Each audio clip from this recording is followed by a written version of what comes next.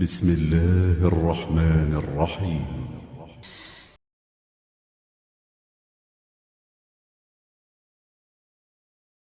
Jadi mungkin begini karena paham Ahlus Sunnah wal Jamaah begini ya. Ada hadis yang menyebutkan iftaraqat ummati ala isnaini wa sab'ina firqah. Umatku akan terpisah menjadi 72 golongan. Ada yang mengatakan lebih 73, ada hadisnya. Semua masuk neraka kecuali satu. Manhum. Yang intinya di situ memahami Ahlus Sunnah wal Jamaah. Hanya yang masuk surga di antara 70-an golongan tadi, satu yakni Ahlus Sunnah wal Jamaah. Itu betul, hadis itu betul. Tapi bahkan ada yang sebaliknya. Artinya umatku akan terpecah kepada menjadi 72 golongan. Semua masuk surga kecuali satu. Itu juga ada hadis. Artinya satu aja yang masuk neraka. Nah, yang kita pahami yang ini aja ya, yang Ahlus Sunnah. Ahlus Sunnah itu artinya siapa yang memang berpegang kepada Al-Quran dan Sunnah Rasul, itu aja. Ahlus Sunnah wal Jamaah mengikuti cara Rasul, Al-Quran ya, dipelajari, diamalkan, kemudian ajaran Nabi, yang kemudian para sahabat mencontoh apa yang disampaikan oleh Nabi. Ya, dibuktikan, begitu kan, mencontoh Nabi dan membuktikan. Nah, itu yang kita ikuti, itulah al-jamaah. Manakala berpegang dengan itu selamat. Ya, itu aja, tidak perlu kita harus kemudian mengklaim dengan karena kami nama kelompok kami kelompok Ahlus Sunnah wal Jamaah, maka pasti masuk surga. Oh, tidak, bukan karena nama. Kan begitu ramai mengklaim karena kami Ahlus Sunnah wal Jamaah. Nah, begitu sehingga yang lain karena tidak Ahlus Sunnah wal Jamaah maka dia tidak masuk ke dalam surga.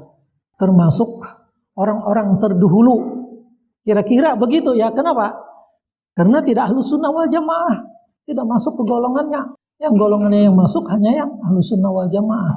Itu salah pengertian. Sampai-sampai ya, ini kita sebenarnya harus berposisi pada yang tidak keberpihakan kemana-mana, tapi betul-betul berpegang kepada Al-Quran dan As-Sunnah, begitu aja ya. Sekalipun tidak menamakan diri Ahlus Sunnah wal Jamaah, nggak apa-apa, tidak menamakan itu. Tetapi manhaj, pegangan kita, mutlak Al-Quran dan Al-Hadis yang disampaikan oleh Rasulullah, itu sudah pasti yang disebut orang yang selamat oleh Nabi. Tidak perlu nama. Maka umpamanya sampai mengklaim kaum salafi itu sesat, masuk neraka. Tunggu dulu. Jangan-jangan mereka itu adalah orang yang memang betul-betul salaf. Arti salaf itu apa? Seperti orang-orang yang terdahulu di zaman Nabi. Apakah mereka tidak lebih baik dari kita? Tentu mereka orang-orang baik.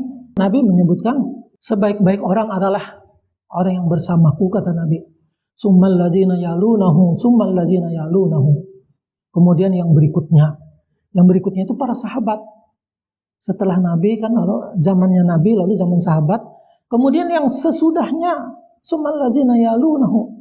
Yang berikutnya, mereka itu kan orang-orang yang kalau bahasanya itu kan salaf gitu, salafi. Nah, mudah-mudahan aja yang sekarang ini kita bukan berarti keberpihakan atau apa ya. Yang sekarang seperti itu, maka kita tidak boleh menuduh macam-macam. Mereka umpamanya dengan memberikan nama itu, ya, dengan mengambil nama, dan mereka memang ingin berpegang seperti apa yang di zaman Nabi. Sungguh beruntung itu. Yang kita masih begini belum tentu selamat. Yang jelas itu apa yang dijamin oleh Nabi mereka. Tapi sekali lagi, tidak hanya sekedar nama. Salafi jangan hanya sekedar nama aja, sementara isinya tidak.